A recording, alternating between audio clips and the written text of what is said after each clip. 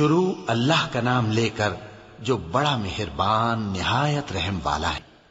اور اللہ نے جنگ بدر میں بھی تمہاری مدد کی تھی جبکہ اس وقت بھی تم بے سر و سامان تھے، بس اللہ کی نافرمانی سے بچو تاکہ شکر گزار بن جاؤ۔ جب تم مومنوں سے یہ کہہ کر ان کے دل بڑھا رہے تھے کہ کیا تم کو یہ کافی نہیں کہ تمہارا پروردگار 3000 فرشتے نازل کر کے تمہیں مدد دے؟